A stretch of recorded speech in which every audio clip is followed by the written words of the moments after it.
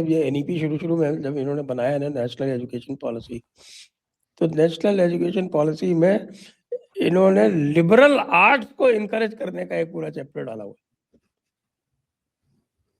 और आप चूंकि अमेरिका में, तो आप जानते हैं लिबरल आर्ट्स क्या होता है। और हमारे लोग जो है उन्होंने सोचा कि लिबरल आर्ट्स पता नहीं क्या ऐसी ग्रेट चीज़ है जिसके लिए लिबरल आर्ट्स के लिए आप बाहर के कैंपसेस को भी इनकरेज करें कि वो यहाँ अपने कैंपस सेटअप करें और लिबरल आर्ट्स पढ़ाएं। देखिए कि इस समय क्या आईआईटीज में इन्होंने ह्यूमैनिटीज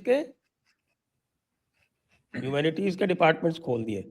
और ह्यूमैनिटीज के डिपार्टमेंट्स ऐसे अजीब अजीब आजकल जो है वो वोक टाइप के टॉपिक्स लेके और उसके ऊपर कॉन्फ्रेंसेस कर रहे हैं, टैक्स पेयर का पैसा बर्बाद कर रहे हैं कि आप सोचिए मत। आईआईटीज में, IIT Delhi, IIT Gandhinagar, they become hubs this woke ideology.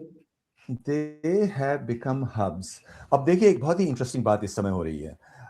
America में बात ये उठी है कि यूनिवर्सिटीज जीवित भी रह सकती है नहीं। उसका कारण क्या है कि आप अमेरिका में क्योंकि लोगों को फीस देनी पड़ती है और बहुत ज़्यादा है और नौकरियां नहीं है और नौकरियां अब गायब हो रही हैं। क्यों गायब हो रही हैं? एआई। जो भी चीज़ें कहानियां आप लिबरल आर्ट्स में सुनते हैं उत्पीड़न और उत्पीड़ित होने की, यही कहानियां हैं। आप सोशल साइंसेस में देखिए, सोशियोलॉजी में दें, ये सब कहानियां हैं और वो कहानियां आप फ्री में भी पढ़ सकते हैं, वो इंटरनेट पे है। लेकिन उसके लिए आपको अमेरिका में इस समय मान लीजिए अगर आप पब्लिक यूनिवर्सिटी में जाएं तो आपको $50,000 मतलब 50 लाख रुपए साल के देने हैं। अगर आप एलीट यूनिवर्सिटी में जाएं तो आपको $1 लाख साल के मतलब 1 करोड़ रुपए देने हैं। तो अब जो माता पिता हैं वो कह रहे हैं हम अपने बच्चों को वहां क्यों भेजें, क्योंकि जब उनको डिग्री मिलेंगी उसके बाद कोई नौकरियां तो है ही नहीं। और उन नौकरियों में भी बहुत बड़ा बवाल उठ चला है कि वो नौकरियां जो आती भी हैं वो भारतीय लोगों के पास चली जाती हैं H1B के द्वारा, कि जो अमेरिकन स्वयं लोग हैं उनके लिए उनके पास नौकरियां नहीं हैं। जो नौकरियां वहां आ भी रही हैं एआई में वो भारतीयों के पास जा रही हैं, तभी तो भारतीय सबसे ज्यादा सफल लोग अमेरिका में हैं। तो ये अमेरिका की यूनिवर्सिटीज अब फेल होना शुरू होंगी।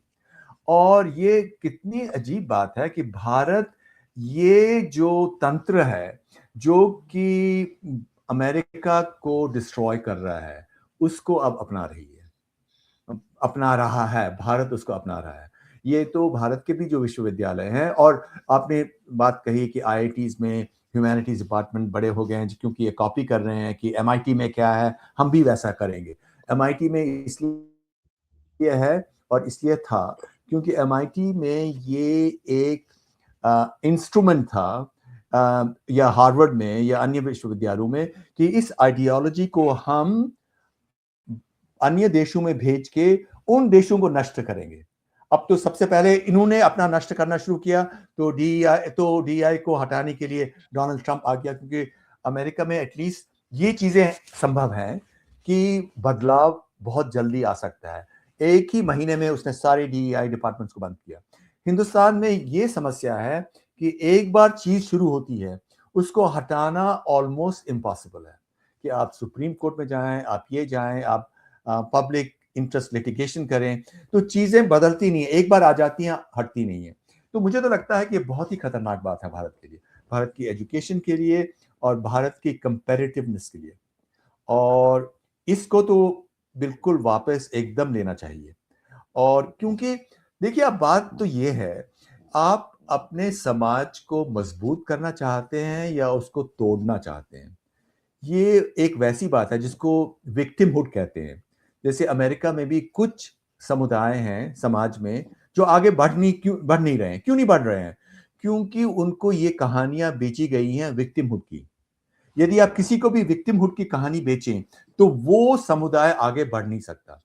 अगर आप यही कहानी भारतीयों को बेचें कि आप लोग तो हमेशा विक्टिम रहे हो तो आप आगे बढ़ नहीं सकते हो, तो वो आगे बढ़ नहीं पाएंगे। और यही कहानी अब ऐसा लगता है कि यूजीसी अपनी पॉलिसी के द्वारा पूरे भारतीय समाज को बेचेगी। बहुत ही खतरनाक बात है।